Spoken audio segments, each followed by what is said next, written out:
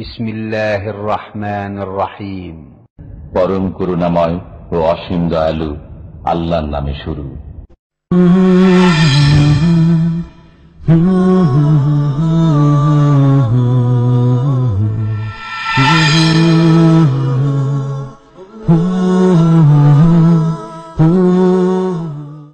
ومن أحسن قولا ممن دعا إلى الله وعمل صالحا وقال إنني من المسلمين.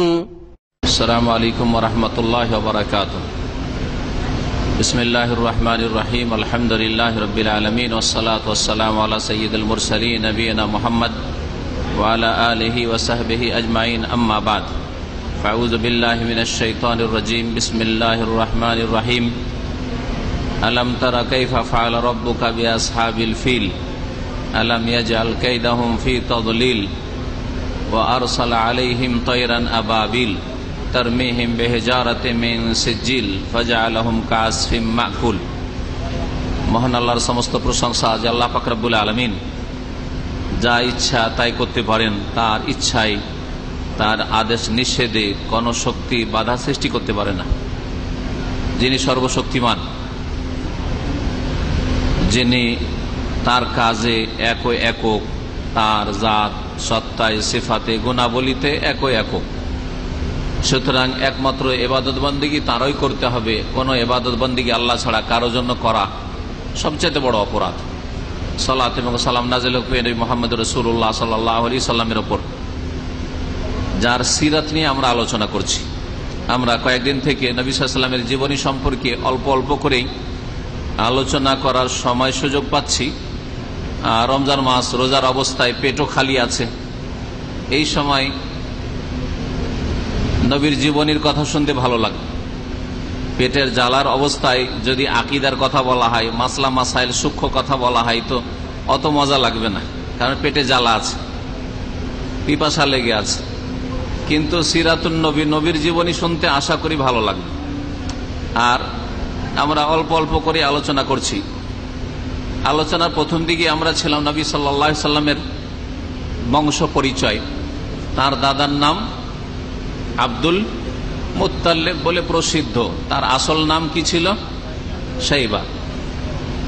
এই Abdul Muttalib যে নবী সাল্লাল্লাহু আলাইহি সাল্লামের দাদা, তার সম্পর্কে আলোচনা করতে গিয়ে আমাদের সময় শেষ করেছিলাম গতকালকে। তার সম্পর্কে যারা সিরত বা নবী সাল্লাল্লাহু আলাইহি সাল্লামের জীবনী রচনা করেছেন তারা লিখছেন যে তিনি বড়ই সুন্দর মানুষ ছিলেন। কানা আউসামান নাস, খুব সুন্দর দেখতে।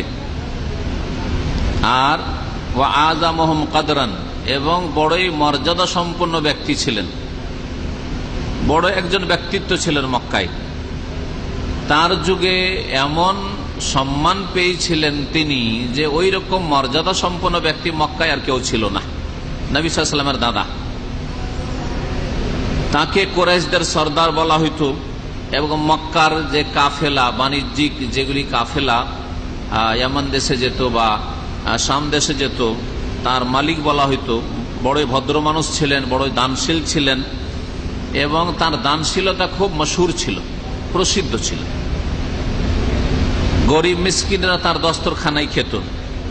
এমনকি তার সম্পর্কে লোকেদের মাঝে খুব এই বিষয়টি প্রসিদ্ধ ছিল যে তার বাড়িতে শুধু গরিব মিসকিন খায় না, পশু পাখিও খায়। পশু পাখিও তার খাবার থেকে বঞ্চিত থাকে না।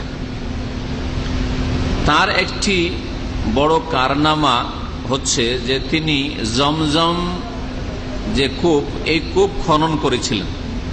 জমজম কূপ তো আগে থেকেই ছিল, কিন্তু কেমন করে খনন করলেন? আসল ঘটনা হচ্ছে এই যে জমজম কূপকে পুঁতে দিয়ে নিশ্চিহ্ন করে চলে গেছিল এর পূর্বে জোরহম নামক একটি গোত্র। জোরহম নামক একটি গোত্র প্রাচীন যুগে মক্কায় বসবাস করত। এরা যখন সেখান থেকে নির্বাসিত হইল মক্কা থেকে, আপোষে আরবদের গোত্রীয় দ্বন্দ্ব, মারপিট, লড়াই চলতেই থাকত। এই গোত্রটি যখন মক্কা থেকে নির্বাসিত হয়ে পালাতে বাধ্য হইল, তখন তারা জমজম কূপকে পুঁতে দিয়ে চলে গেছে নিশ্চিহ্ন করে, তার কোনো নাম নিশানাই ছিল না। লোকেরা জানতো যে জমজম একটা কূপ আছে মক্কায়, কিন্তু কোন জায়গায় আছে খবরই নেই যে কোথায় পুঁতা আছে, এইরকম হয়ে গেছে। এই আব্দুল মুত্তালেব স্বপ্নে দেখলেন একদিন, সিরাতে নবীর জীবনের কিতাবাদিতে আছে যে আব্দুল মুত্তালেব স্বপ্নে দেখলেন যে অমুক জায়গাতে জমজম কূপ আছে। আর স্বপ্ন মানুষের 3 রকম হয়, হাদিস আছে স্বপ্ন 3 রকমের হয়। আর রুইয়া মিন আল্লাহে, আর রুইয়া মিন শয়তান, আর রুইয়া হচ্ছে হলম। এই 3 রকমের স্বপ্ন। আল্লাহর তরফ থেকে স্বপ্ন হয়, ফেরেশতাদের মাধ্যমে দেখানো হয়, তার সত্যতা রয়েছে, ভালো তাবির বিবরণ রয়েছে, হয়ে থাকে, স্বপ্নের ব্যাখ্যা হয়ে থাকে। আপনি যা দেখছেন তাই হচ্ছে, বা আপনার সম্পর্কে অন্য কেউ দেখছে সেটা ঘটছে, নিজে কখনো দেখা হয়, অন্য কেউ দেখে কারো সম্পর্কে, এরকম হয়ে থাকে। অনেক সময় স্বপ্নের বিবরণ ঘটতে অনেক দিন লাগে, এমন নয় যে স্বপ্ন দেখেছেন আর 1 বছরের মধ্যে 6 মাসের মধ্যে হয়ে যাবে। স্বপ্ন দেখেছেন আজকে 50 বছর পরে সেটা হইতে পারে, এরকম হয় অনেক সময়। আর স্বপ্ন দ্বিতীয় হচ্ছে শয়তানের তরফ থেকে। শয়তান মানুষকে কষ্ট দেওয়ার জন্য স্বপ্ন দেখায়। মা মারা গেছে, মাঝে মাঝে দেখেন না আপনারা? হ্যাঁ, এখানে আছেন, মা মারা গেছে আর কান্নাকাটি করছে, উঠে এত মনের অবস্থা খারাপ। আজকাল টেলিফোনের যুগ না থাকলে তো আরো মুসিবত হয়ে যেত। আজকে থেকে 20 বছর আগে আমরা যখন মদিনা লেখাপড়া করেছি, সেই যুগে টেলিফোনের ব্যবস্থাই নেই, গ্রামে পর্যন্ত টেলিফোন নেই। ওখানে এইদিকে ওই রাস্তায় গিয়ে পয়সা দিয়ে কয়েন দিয়ে টেলিফোন করতে হতো, পুরাতন ভাইরা যারা আছেন। তারপরে টেলিফোন শহর ছাড়া গ্রামে গঞ্জে কোথায়? একটা যুগে বাংলাদেশে টেলিফোন করেছি, অনেক পরিচিত ভাইদেরকে টেলিফোন করছি, কাউকে আর এক বাসায় গিয়ে লেগে বসে আছে, জানেন না? টেলিফোন করছে কাউকে আর এক কার বাসায় গিয়ে কেউ উঠাচ্ছে, এত মানে অনুন্নত ছিল। তো যাক, আল্লাহর নিয়ামত যে পকেটে পকেটে একটা না কয়েকটা করে মোবাইল নিয়ে বসে আছেন আপনারা, শুকরিয়া আদায় করেন আল্লাহর নিয়ামত। আর শুকরিয়া আদায় হচ্ছে আল্লাহর ফরজ আদায় করা, শিরিক না করা, 5 ওয়াক্ত নামাজ পড়া। শুকরিয়া আদায় হচ্ছে মাহে রমজানে রোজা রাখা। শুকরিয়া আদায় হচ্ছে হারাম নাজায়েজ কাজ থেকে বেঁচে থাকা। এটা হচ্ছে শুকরিয়া। শুকরিয়া মানে এই নয় যে মোবাইলটা ব্যবহার করে বলে শুকুর আলহামদুলিল্লাহ, যেমন বাঙালি শুকরিয়া। এটা আমাদের বাঙালি শুকরিয়া কি? শুকুর আলহামদুলিল্লাহ। বেনামাজি, হ্যাঁ, দিন নাই, ধর্ম নাই, আমল নাই, গুনাহ, আর শুধু শুকুর আলহামদুলিল্লাহ। খেয়ে দেয় পেট যখন ভর্তি হলো শুকুর আলহামদুলিল্লাহ, এর নাম শুকরিয়া নাই। এটা সুন্নত মুস্তাহাব শুকরিয়া। আসল শুকরিয়া হচ্ছে ফরজ শুকরিয়া। আল্লাহর ইবাদত করতে হবে আর আল্লাহর নাফরমানি থেকে, গুনাহর কাজ থেকে বেঁচে থাকতে হবে। তো বলছিলাম যে শয়তান স্বপ্ন দেখায় মানুষকে কষ্ট দেওয়ার জন্য। আর 3 নম্বর স্বপ্ন হয় হল, মানে যা কল্পনা করেছেন, সারাদিনে যা কল্পনা জল্পনা করেছেন, রাত্রে ঘুমের অবস্থায় দেখছেন, বা দিনে কোনো সময় কারোর সাথে মারামারি হয়েছে, বা একটু মেজাজ গরম হয়েছে, বা কেউ হয়তো আপনাকে একটা হুমকি দিয়েছে, রাত্রে দেখছেন আপনাকে মারতে আসছে, খুন করতে আসছে, হ্যাঁ, ইত্যাদি ইত্যাদি। তো এগুলি হচ্ছে কি, অথবা রাস্তাতে দেখছেন একটা মেয়েকে দেখে খুব সুন্দরী লাগলো, আর মনটা চাইলো যে এরকম যদি বিয়ে করতে পারতাম, আর রাত্রে দেখছেন মেয়েটা হাজির হয়ে গেছে। হ্যাঁ, এগুলো হচ্ছে কি শয়তানি, কি বলে স্বপ্ন। এগুলো হচ্ছে ওই যে কাল্পনিক, কল্পনা করেছেন দিনে, মনে মগজে ঘুরেছে কোন একটা মেয়ের কথা, ছেলের কথা ইত্যাদি, ওই সব রাত্রে ঘুরছে আপনার স্বপ্নে। তাহলে স্বপ্ন সত্য হয়ে থাকে, স্বপ্ন সত্য স্বপ্ন আল্লাহর তরফ থেকে। আর রুয়া সাদেকা, রুয়া সালেহা, নবী সাল্লাল্লাহু আলাইহি হাদিস রয়েছে, ভালো স্বপ্ন, সত্য স্বপ্ন আল্লাহর তরফ থেকে হয়ে থাকে এবং তার বিবরণ থাকে। অনেক সময় বাহ্যিক বিবরণ থাকে, অনেক সময় আভ্যন্তরীণ বিবরণ এত সূক্ষ্ম থাকে যে সাধারণ কেন, বিশিষ্ট মানুষ অনেক সময় আলেমও বলতে পারবে না। স্বপ্ন হচ্ছে, স্বপ্নের বাহ্যিক অবস্থা খারাপ কিন্তু তাবির হচ্ছে অনেক ভালো। আবার কখনো কখনো স্বপ্ন খুবই সুন্দর, স্বপ্ন খুবই সুন্দর, হয়তো বাহ্যিক স্বপ্নটা খুবই সুন্দর কিন্তু তার তাবির বিবরণ খুবই খারাপ। আব্দুল মুত্তালিব স্বপ্নে দেখলেন যে অমুক জায়গায় জমজম কূপ আছে। স্বপ্নে তাকে বলে দেওয়া হলো, দেখিয়ে দেওয়া হলো জায়গায় যে এখানে জমজম কূপ আছে, নিশ্চিহ্ন করে দেওয়া হয়েছে, পুঁতে রাখা হয়েছে। তারপরে জমজম কূপ খনন করেছিলেন তিনি, বা তার আদেশে খনন করা হয়েছিল। এই আব্দুল মুত্তালিবের যুগেই, মানে তার নেতৃত্বের যুগে, তার যুগেই হস্তি বাহিনীর ঘটনা ঘটেছিল। এই জন্য সূরা ফিল পাঠ করেছি শুরুতে, সূরা ফিল, আলাম তারা কাইফা ফাআলা রাব্বুকা বিআসহাবিল ফিল। ফিল মানে বলতে পারেন হাতি। তো এই হস্তি বাহিনীর ঘটনা ঘটেছিল আব্দুল মুত্তালিব যুগে। আবরাহা আশরাম নামক একজন গভর্নর ইয়ামানের সে দায়িত্বশীল গভর্নর ছিল, আর ওর উপর বড় রাজা ছিল হাবাসার আবেসিনিয়ার। হাবাসা এত শক্তিশালী ছিল সেই জামানায়, তখন খ্রিস্টান দেশ ছিল হাবাসা। নাজাসি খ্রিস্টান ছিলেন, ইসলাম গ্রহণ করেছিলেন নাজাসি রাদিয়াল্লাহু তাআলা আনহু। তো এই হাবাসার রাজত্ব ইয়ামানে পর্যন্ত চলছিল। সমুদ্র লোহিত সাগর পার করে হাবাসা আফ্রিকায়, আবেসিনিয়া, ওখান থেকে এসে আরব জাজিরা আরব উপদ্বীপের ইয়ামানেও রাজত্ব ছিল এই হাবাসার খ্রিস্টানদের। বড় নেতৃত্ব হাবাসাই, আর এখানে তাদের দায়িত্বশীল গভর্নর ছিল আবরাহা। এটা হচ্ছে আসল ঘটনা। আমাদের দেশের অনেক বক্তারাও জানে না, আর সাধারণ লোকও জানে না আবরাহা কে ছিল। ইয়ামানের বাদশাহ ছিল, ইয়ামানের বাদশাহ না। ইয়ামান তখন হাবাসার আন্ডারে ছিল, একটা প্রদেশের মতো। যেমন আমেরিকাতে অনেকগুলি প্রদেশ রয়েছে, স্টেট রয়েছে, ঠিক তেমনি ভারতে যেমন 25-এর বেশি স্টেট রয়েছে, প্রদেশ রয়েছে, ইত্যাদি ইত্যাদি। আর একটা প্রদেশের গভর্নর রয়েছে বা মুখ্যমন্ত্রী রয়েছে ইত্যাদি। ওই রকম এই আবরাহা ঘটনা এই ঘটলো যে একটা ঘর তৈরি করলো কাবার বিকল্প হিসাবে ইয়ামানে তৈরি করলো, আর সবাইকে ডাক দিল যে তোমরা এখানে কাবা তোমাদের, এখানে হচ্ছে তোমাদের উপাসনালয়, এখানে তোমরা ইবাদত বন্দি করো, মক্কা যাবে না কেউ। মক্কার কোন এক লোক যখন জানতে পারলো, দুষ্টামি করে গিয়ে ওখানে কিছুদিন থেকে খেদমত করতে করতে ওই যে আবরাহার বানানো যে ঘর, কাবা ঘর বানিয়েছিল জাল ইয়ামানে, সেখানে পেশাব পায়খানা করে দেয়ালে মেখে টেখে দিয়ে পালিয়ে চলে আসলো। আবরাহা খুব রাগান্বিত হইল, লোকজনকে ফেরাতে চেয়েছিল, ফিরবে আর কি, তার বানানো কাবার আরো মানহানি হলো ইত্যাদি। তখন 60,000 সেনাবাহিনী হাবশিদেরকে নিয়ে, হাবশি মানে হাবাসার লোক, আবেসিনিয়ার, আর আবেসিনিয়ার হাবশিদেরকে জানেন যে ওরা শক্তিশালী। সুদান এবং হাবাসা এসব এলাকা আফ্রিকার যে লোহিত সাগরের কাছাকাছি এলাকা, এসব এলাকার লোক বড় শক্তিশালী। আজকেও দেখতে পাচ্ছেন এদেরকে শক্তিশালী। এই জন্য একটি হাদিস এখানে স্মরণ করিয়ে দিই। মাঝে মধ্যে আমরা নবী সাল্লাল্লাহু আলাইহি ওয়াসাল্লামের সিরাত বলতে গিয়ে কিছু হাদিস এর সাথে সম্পর্কিত যেগুলো আছে সেগুলো স্মরণ করিয়ে দেব। নবী করিম সাল্লাল্লাহু আলাইহি ওয়াসাল্লাম দুটি জাতি সম্পর্কে বলেছেন, ওরা যতক্ষণ পর্যন্ত তোমাদের সাথে লড়তে না চায় তোমরা লড়াই করতে যেও না। পৃথিবীর দুটো জাতি সম্পর্কে নবী করিম সাল্লাল্লাহু আলাইহি ওয়াসাল্লাম সতর্ক করেছেন সাহাবায়ে কেরামদেরকে যে যতদিন ওরা লড়াই করার জন্য না আসে, হামলা করার জন্য না আসে, তোমরা হামলা করতে যেও না, লড়াই করতে, জিহাদ করতে যেও না। এই দুটো জাতির নাম কে বলতে পারেন?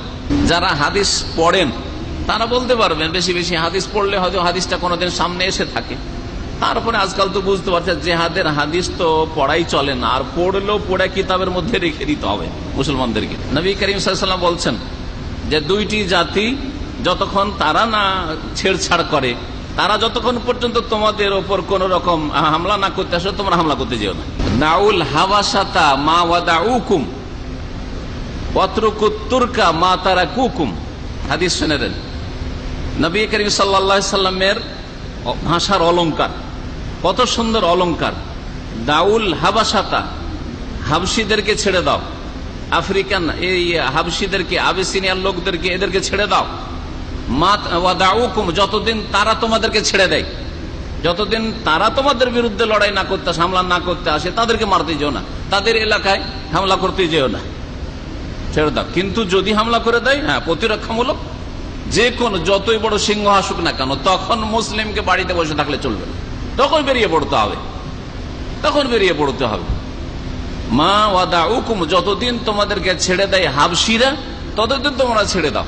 এই জন্য নবী সাল্লাল্লাহু আলাইহি ওয়াসাল্লামের সাহাবা, দেখেন ভালো করে, নবী সাল্লাল্লাহু আলাইহি ওয়াসাল্লামের কথার উপর সাহাবায়ে কত যত্নের সাথে আমল করতেন।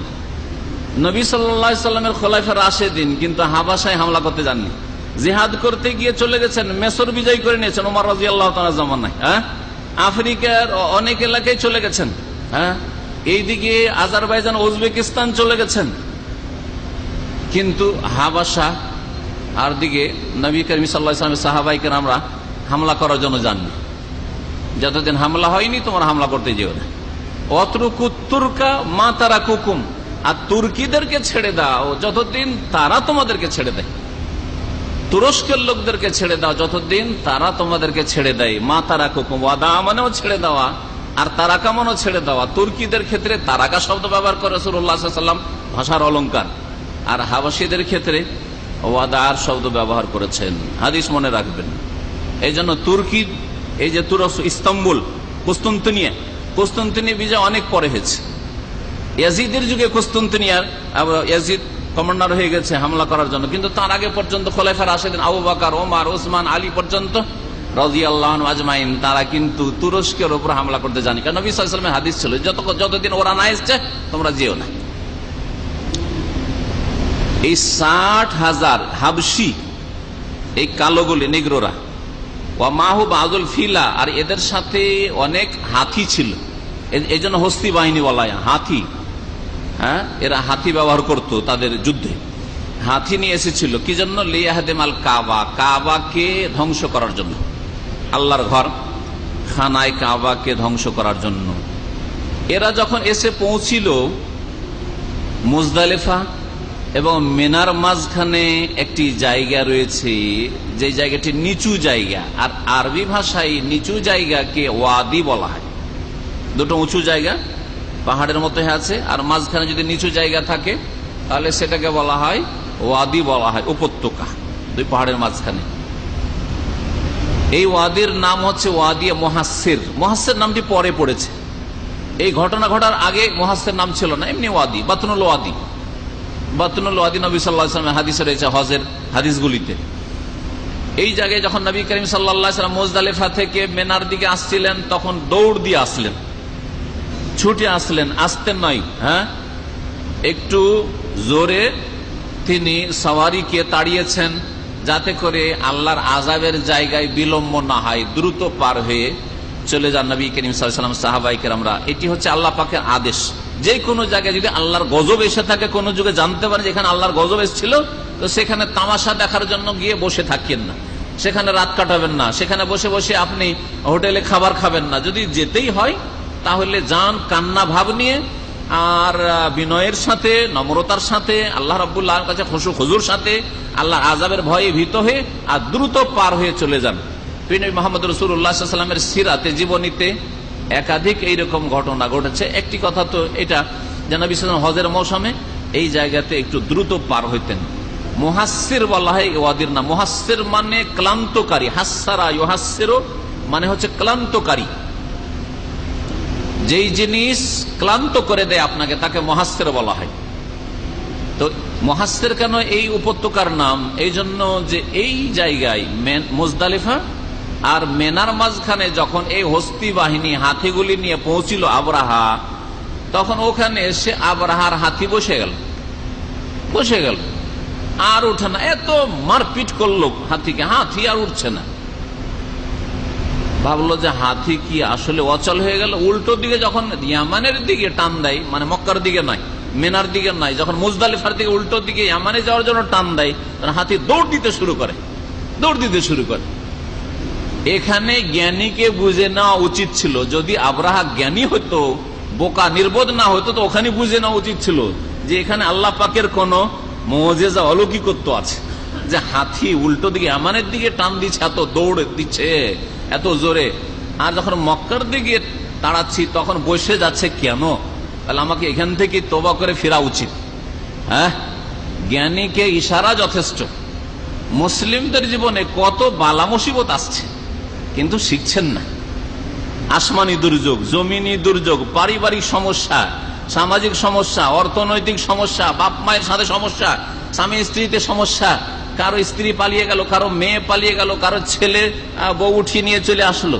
এগুলি কি আমাদের সমাজে হয় না? বাড়িতে হয় না? কিন্তু আমাদের দেশের মানুষরা এইসব থেকে শিখতে চায় না। আমা আসাবাকুম মিন মুসিবাতিন ফাবিমা কাসাবাত আইদিকুম, তোমাদের উপরে যে কোনো যে মুসিবত যখন আসে, সেটা তোমাদের কৃত কর্মের কারণে আসে, তোমাদের পাপাচারের কারণে আসে, তোমাদের অন্যায়ের কারণে আসে। ওয়া ইয়াফু আন কাসীর, আর আল্লাহ বহুবার মাফ করে। আল্লাহ বহুবার ক্ষমা করার পরে, ছেড়ে দেওয়ার পরে তারপর আল্লাহ পাক রব্বুল আলামিন ধরেন। তো আবরাহার হাতি বসে গেল, আর আসে না, কোনো মতি আসে না। যখন এই জায়গায় পৌঁছিল তখন আল্লাহ রাব্বুল আলামিন দলে দলে পাখি পাঠিয়ে দিলেন। দলে দলে পাখি, ছোট ছোট পাখি, আর পাখির ঠোঁটে আর পায়ে কঙ্কর, আর প্রত্যেকটা ক্ষুদ্র ক্ষুদ্র কঙ্কর, আর কঙ্করের নাম লেখা আছে যে কোনটা কার ওপর ফেলতে হবে, কোনটা কার ওপর ফেলতে হবে। হ্যাঁ, অ্যাটম বাম আজকে মানুষে তৈরি করলো, আর আল্লাহ রাব্বুল আলামিন অ্যাটম বাম, হ্যাঁ, সে আসমান থেকে আল্লাহর হুকুমে এসেছে, আর পাখিতে নিয়ে এসেছে, কোনো মানুষও লাগেনি, হ্যাঁ, আর কোন কারখানা তৈরি অস্ত্র লাগেনি, আল্লাহ রাব্বুল আলামিন স্বয়ং পাঠিয়েছেন। আল্লাহ পাক যখন কোনো কিছুর হেফাজত করতে চান, কারো যখন হেফাজত করতে চান, তখন আল্লাহ রাব্বুল এইভাবেই তার আসমানি মদদ নামিয়ে থাকেন, এতে কোনো সন্দেহ নেই। এগুলি বাস্তব প্রমাণ আল্লাহর অস্তিত্বের। যারা নাস্তিক তাদেরকে বলছি যে এই আল্লাহর আযাব গজবগুলি এসেছে, এগুলোকে ইতিহাসের পাতায় যেহেতু আছে, অস্বীকার করার কোনো ক্ষমতা নেই। তাহলে এটা বাস্তব প্রমাণ করে যে আল্লাহ আছেন। এটাও কি প্রাকৃতিক দুর্যোগ যে পাখির ঠোঁটে আর পায়ে ছোট ছোট কঙ্কর আর ফেললো, আর সব ধ্বংস হয়ে একবারে কাসফিম মাকুল, ভক্ষিত ভূষার মতো, এত ভূষা, ভূষাই ভূষা, চূর্ণ বিচূর্ণ। তারপরে সেটা খাওয়ার পরে গরুতে মহিষে খেয়েছে, আর খাওয়ার পরে যখন গোবরের সাথে ভূষাগুলি বেরোচ্ছে, সেই রকম করে আল্লাহ রাব্বুল আলামিন ধূলিসাৎ করে দিলেন, একবারে চূর্ণ বিচূর্ণ করে দিলেন তাদেরকে। আল্লাহ রাব্বুল আলামিন বলছেন এটা কি মিথ্যা ঘটনা? এটা কি শুধু কোরআনে বলা হয়েছে, না আরব মুশরিকেরাও সাক্ষী রয়েছে? আমার প্রশ্ন, শুধু যদি কোরআনে থাকতো তো একজন নাস্তিক বেদিন, ইসলামের দুশ্মন, সে বলতো যে আমরা তো কোরআন বিশ্বাস করি না। আরে আরব মুশরিক আবু জাহাল, আবুল আহাবকে জিজ্ঞেস করে নাও, হ্যাঁ, আরবের ওতবা সাহেব আরাবিয়া, যেগুলো বড় বড় কাফের নেতা, নবীর দুশ্মন, তাদেরকে জিজ্ঞেস করে নাও যে হস্তি বাহিনীর ঘটনা আসলে ঘটেছে না ঘটে নাই। আরবদের স্মৃতিতে ছিল না ছিল না, আরবদের কাব্য রচনায়, তারপরে তাদের লিখনিতে সেই যুগে যদিও দু চারজন লিখার মতো লোক ছিল, আছে না নেই? আছে, অবশ্যই আছে। তাহলে বোঝা গেল যে আল্লাহ আছেন। আর আল্লাহ রাব্বুল আলামিন তার কুদরতে, তার ক্ষমতায়, তার কাজে একক তার রুবুবিয়তে, এরও প্রমাণ এতে রয়েছে। আব্রাহার মতো শক্তি, আর তার পিছনে আবার হাবাসার এত বড় খ্রিস্টান শক্তি, সেই শক্তি তো আল্লাহর আযাবকে প্রতিরোধ করতে পারলো না। জি হ্যাঁ, প্রমাণ করে যে আল্লাহ পাক যদি কোনো কিছু করতে চান, তাহলে কেউ সেটা খণ্ডন করতে পারেন। ইন্নামা আমরুহু ইযা আরাদা শাইআন আন ইয়াকুলা লাহু কুন ফায়াকুন। আল্লাহর কাজ হচ্ছে যখন কোনো কিছু করতে চান, তখন কুন হয়ে যাও বললে তা হয়ে পড়ে, কোনো শক্তি তাদের বাধা দিতে পারে না। যেই আল্লাহর অস্তিত্ব আছে, যে আল্লাহ রাব্বুল তার কাজে সর্বশক্তিমান, একক কোনো শরীক নেই, সে আল্লাহরই ইবাদত বন্দেগী করতে হবে। এটাই হচ্ছে তাওহীদুল ইবাদা, এটাই হচ্ছে তাওহীদুল উলুহিয়্যা। আপনার ইবাদত বন্দেগী, রুকু, সিজদা, দোয়া, মান্নত, হ্যাঁ, ইত্যাদি যতগুলি ইবাদত বন্দেগী রয়েছে, ভয় ভীতি, অন্তরের ইবাদত, জবানের ইবাদত, অঙ্গ প্রত্যঙ্গের ইবাদত, সমস্ত রকমের ইবাদত একমাত্র আল্লাহর জন্য খাস করবেন। না আপনার ইবাদত বন্দেগীর কিছু দুর্গাকে দেবেন, না দরগাকে দেবেন, না হিন্দুদের মন্দিরে দেবেন, না মুসলিমদের ওরসে আর মাজারে গিয়ে দেবেন। একই রকমের গায়রুল্লাহর পূজা। আল্লাহ পাক যেন মুসলিম শিরককারীদেরকে বোঝার তৌফিক দান করেন। বলছিলাম যে কাবা আর কি ধ্বংস করবে? আল্লাহ রাব্বুল আলামিন এই দলে দলে পাখি পাঠিয়ে ধ্বংস করে দিলেন এই হস্তি বাহিনীকে। 60,000 সেনাবাহিনী সবকে আল্লাহ ধ্বংস করে দিলেন। আবরাহার উপরে পড়লো, আবরাহ ধ্বংস হল, সবকে আল্লাহ ধ্বংস করে দিলেন। ফাজা আলহাম কাসফিম মাকুল। এই ঘটনাটি ঘটেছিল কখন? যারা জীবনীর লেখক তারা বলছেন যে এটা নবী সাল্লাল্লাহু আলাইহি ওয়াসাল্লামের জন্মের মাত্র 50 থেকে 55 দিন আগে ঘটেছে। তার 2 মাসেরও কম সময়।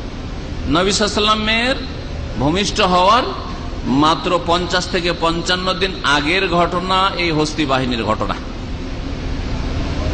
নবী সাল্লাল্লাহু আলাইহি ওয়াসাল্লামের পিতার নাম আব্দুল্লাহ ছিল। আব্দুল মুত্তালিবের যতগুলি ছেলে ছিল, 10 জন ছেলে সন্তান ছিল। 10 জন ছেলে সন্তানের মধ্যে সবচেয়ে ভালো ছিল, সবচেয়ে নেক ভালো মানুষ। ইসলামের যুগ পাননি, বলে ইসলাম গ্রহণ করার সুযোগ পাননি, কিন্তু ভালো মানুষ, সৎ মানুষ, সুন্দর মানুষ, আর বড়ই এমন লজ্জাশীল মানুষ ছিলেন। এবং আব্দুল মুত্তালিব এই জন্য এই ছেলেকে সবচেয়ে বেশি ভালোবাসত। আব্দুল মুত্তালিব নবী সাল্লাল্লাহু আলাইহি ওয়াসাল্লামের দাদা, রাসূলুল্লাহ সাল্লাল্লাহু আলাইহি ওয়াসাল্লামের বাপকে সবচেয়ে বেশি ভালোবাসতেন। এবং এই আব্দুল্লাহকেও জাবিহ বলা হয়েছে, তার মানে তাকেও জবাই করার জন্য নিয়ে যাওয়া হয়েছিল। আল্লাহ তার জন্য কোন ওসিলা মাধ্যম তৈরি করে দিয়েছিলেন যে জবাই হওয়া থেকে রক্ষা পেয়েছে। যেমন ইসমাইল আলাইহিস সালামকেও জবাইয়ের হুকুম হয়েছিল, আর জবাই করার জন্য ইব্রাহিম আলাইহিস সালাম নিয়ে গিয়েছিলেন, আর জবাই করছেনও বারবার, কিন্তু আল্লাহ পাক রক্ষা করেছেন। কোরআনে কারীম আল্লাহ পাক ইরশাদ করেছেন যে ফাদাইনাহু বিযিবহিন আযীম, সূরা সাফফাতে আল্লাহ পাক ইরশাদ করেছেন যে আমি মুক্ত করেছিলাম, রক্ষা করেছিলাম ইসমাইল আলাইহিস সালামকে ইব্রাহিমের ছুরি থেকে, বিযিবহিন আযীম, এক মহান পশুর দ্বারা। আল্লাহ পাক আসমান থেকে এক পশু পাঠিয়ে দিয়ে, দুম্বা পাঠিয়ে দিয়ে দুম্বা জবাই হয়ে গেল, আর ইসমাইল আলাইহিস সালামকে ফেরেশতারা সরিয়ে নিলেন, তিনি রক্ষা পেলেন। এইভাবে রক্ষা পেয়েছিলেন ইসমাইল আলাইহিস সালাম, যিনি পূর্বপুরুষ মুহাম্মদুর রাসূলুল্লাহ সাল্লাল্লাহু আলাইহি ওয়াসাল্লামের, তিনিও বাপ, অপরের বাবা। আর সরাসরি বাবা আব্দুল্লাহ, তিনিও তারও জবাই হয়েছিল, বা জবাই করতে তাকে নিয়ে যাওয়া হয়েছিল। আব্দুল মুত্তালিব জবাই করতে নিয়ে গিয়েছিলেন। কেন? এই ক্ষেত্রে বলা হয়েছে যে আব্দুল মুত্তালিব যখন জমজম কূপ খনন করছিলেন, আর তিনি ছিলেন মক্কার একজন সম্ভ্রান্ত ব্যক্তি, তখন কুরাইশের অন্য যে গোত্ররা ছিল তারা দ্বন্দ্বে লিপ্ত হয়, লড়াই লিপ্ত হয়, যে তুমি কেন একাই করবে, আর তুমি কেন করবে, আমরা করব, আমাদের বংশ বড়। এই বংশীয় ঝগড়া শুরু হয়ে যায়। ওই সময় তিনি মান্নত করে ফেলেন। মান্নত কি করেন? যে আল্লাহ যদি আমাকে 10 বেটা দেয়, 10টা যদি ছেলে সন্তান হয়ে যায়, আর 10টা ছেলে যদি ডানে বামে থাকে, তাহলে এটা হচ্ছে জনবল। আমাদের দেশে গ্রামে গঞ্জে কিন্তু যার ছেলে আছে তার গায়ে জোরও আছে, ঠিক কিনা? আর যদি অনেক পয়সার মালিক, বড়ই মহাজন মানুষ, কিন্তু ছেলে সন্তান নাই, গ্রামে একবারে কোনটা আছে? আর পয়সাও যদি না থাকে, আর জনবলও না থাকে, তাহলে তো তার কোনো প্লেসই নেই আমাদের গ্রামে গঞ্জে। বিচার সালিসে ওকেই শুধু মানে দাবাইতে থাকে। কি যে জুলুম অত্যাচার হয় আমাদের সামাজিক বিচারগুলিতে, তো এই জালেমগুলির যে কি হবে আল্লাহ পাক ভালো জানে। যারা সমাজের বিচার করে অধিকাংশগুলি কিন্তু জালেম, ভালো করে শুনে রাখে। ইসলাম দিয়ে তো বিচার করে না, এখানে যখন ইসলাম প্রতিষ্ঠা হয় না, তো আবার ওই সিংহাসনে কেন তাকাইতে চাইছেন, যেখানে 16 কোটি মানুষের ব্যাপার স্যাপার আছে। গ্রামে ইসলাম প্রতিষ্ঠা করতে পারেন না, পরিবারে ইসলাম প্রতিষ্ঠা করতে পারেন না, ব্যক্তি জীবনে ইসলাম প্রতিষ্ঠা করতে পারেন না, আর আপনি ওই আদার ব্যবসায়ী আর উড়োজাহাজের খবর যদি নেন, তো কেমন করে হবে? নিজের বাড়িটা ঠিক করতে পারছেন না, নিজের পরিবারটা ঠিক করতে পারছেন না, নিজের গ্রাম ঠিক করতে পারছেন না, জুলম অত্যাচার হচ্ছে, অন্যায়ের প্রতিবাদ করার তৌফিক হয় না, ভালো মানুষ পাওয়া যায় না গ্রামে। তো কথা হচ্ছে যে যেখান থেকে আমরা পারছি সেখান থেকে শুরু করতে হবে। আমার ওপর ইসলামিক রাজত্ব কায়েম করা হচ্ছে, আমার ফজর নামাজটা ঠিক হইতে হবে কমপক্ষে। নিজে ফজর নামাজে জাগতে পারেন না, আর অন্যকে ফজর নামাজ পড়াইবেন আপনি, বলছে বল প্রয়োগ করে সব ঠিক করে নেব, আমরা প্রশাসন ক্ষমতা হাতে পেলে সবকে ঠিক করে দেবো। আরে বাবা, নিজেকে ঠিক করেন আপনি, আগে নিজেকে ঠিক করেন আল্লাহর রাস্তায়। তো যাই হোক, মান্নত করেছিলেন যে আল্লাহ যদি আমার 10 বেটা দেয়, তাহলে একটাকে আমি জবাই করে দেবো, একটাকে জবাই করে দেবো। তারপরে জবাই করবে না, 10টা পুরা হয়ে গেল, 10 ছেলে সন্তান হয়ে গেছে। করা শুরু করলেন, লটারি করে। লটারি তো যতবার লটারি করে শুধু ওই রাসূলুল্লাহ সাল্লাল্লাহু আলাইহি ওয়াসাল্লাম বাপের নাম আসে, আব্দুল্লাহর নাম আসে বারবার। আরে ঝামেলা, আব্দুল্লাহকে জবাই হইতে হয়, বারবার শুধু আব্দুল্লাহর নাম ওঠে। আব্দুল্লাহকে জবাই করে দিবে, জবাই করার জন্য নিয়ে চললো। নিজের বংশের লোকের আত্মীয় স্বজন যারা ছিল আব্দুল মুত্তালিবের, বলছেন না, এত সুন্দর ছেলেকে জবাই করতে দেবো না, জবাই করতে দেবো না। সবাই যখন বারণ করলো, তখন বলছে তাহলে আমি যে মান্নত করেছি কি করব? 10টা করে উট দিতে দিতে দিতে দিতে 100টা উট জবাই করলো। 100টা উট জবাই করার পরে তখন তার নাম আর উঠলো না। যাই হোক, ক্ষান্ত হলো যে যাক, কাজ হয়ে গেছে। এখন এদিকে 10টা করে উট, আর এদিকে আব্দুল্লাহ নাম, 10টা করে নাম উট আর আব্দুল্লাহ নাম, হ্যাঁ, যে কোনটাতে উঠছে।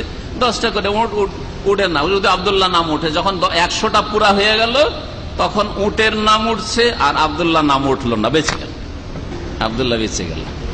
এই জন্য আরবরা সেই যুগ থেকে আরবদের রীতিনীতি চলে আসছে যে একজন মানুষকে খুন করলে দিয়াত দিতে হবে 100 উট, দিয়ে দিতে হবে 100 উট। এটা আগে থেকে চলে আসছিল, ইসলাম আসার পূর্ব যুগ থেকে। পরে কোরআনে কারীম যখন নাজিল হইল, নবী সাল্লাল্লাহু আলাইহি ওয়াসাল্লামের হাদিস, তখন এই বিষয়টিকে ইসলামের বিধিবিধানে বহাল রাখা হলো যে রক্তপণ হিসাবে কেসাসের বদল কেসাস। কেউ যদি খুন করে তো, আর যদি দাবি করে যে আমরাও খুন করতে চাই, যাকে খুন করা হয়েছে নিহত ব্যক্তি তার আত্মীয় স্বজন খুন করতে চাই তো খুন করে নেবে। আর যদি বলে যে না আমরা মাফ করে দেবো, কিছুই নেব না আর খুনও করবো না, মাফও করতে পারে। আর যদি বলে না মাফ করবো না, পয়সা নেব, রক্তপণ নেবো, তো 100 উট নিতে পারে বা তার মূল্য নিতে পারে। আজকাল সৌদি আরবে যদি এইরকম কোন ঘটনা হয়, হ্যাঁ, ইচ্ছা করে যদি খুন করে থাকে তাহলে তো এই ক্ষেত্রে কেসাস। ইচ্ছা করে যদি নয়, ভুল অ্যাক্সিডেন্ট করে মেরেছে, হ্যাঁ, কাতলে খাতা যদি হয়, ভুল বশত যদি হত্যা হয়ে গিয়ে থাকে, কোনো মানুষ মারা গিয়ে থাকে, তাহলে 100 উটের মূল্য দিতে হয়। এই 100 উটের মূল্য দিতে গিয়ে আজকাল উটের দাম অনেক বেড়ে গেছে। আজকে থেকে 15 বছর 18 বছর আগে আমরা যখন আদালতে যেতাম, দেখতাম যে 1 লাখ টাকা দিলেই একটা লোকের হয়ে যেত, যে একটা অ্যাক্সিডেন্ট করেছে, একটা লোকে মারা গেছে, 1 লাখ রিয়াল দিলে হয়ে যেত। এখন 5 লাখ রিয়ালের বেশি লেগে যায়। যে এই হচ্ছে দিয়াত, যে দিয়াতের কথা নবী করিম সাল্লাল্লাহু আলাইহি ওয়াসাল্লামের হাদিসে রয়েছে, ওয়াফাদা আব্দুল্লাহ বিমিআতিন মিনাল ইবলি, 100 উট দিয়ে, 100 উট দাও জবাই করে আল্লাহর রাস্তায় গরিব মিসকিনকে খাওয়িয়ে এই আব্দুল্লাহকে মুক্ত করা হয়েছে। আর ইসমাইল আলাইহিস সালামকে মুক্ত করা হয়েছে আল্লাহর তরফ থেকে, আসমান থেকে একটি দুম্বা পাঠিয়ে। এই জন্য প্রিয় নবী মুহাম্মদ রাসূলুল্লাহ সাল্লাল্লাহু আলাইহি ওয়াসাল্লামকে ইবনু যাবিহাইন বলা হয়, 2 জবাইকৃত ব্যক্তির সন্তান, 2 জবাইকৃত ব্যক্তির সন্তান। এখানেই আমার আলোচনা আজকে শেষ করছি। এরপরে আপনার রোজা, রমজান, আরো যে সব মাসলা মাসাইল বিধিবিধান রয়েছে সেগুলি শুনবেন ইনশাআল্লাহ।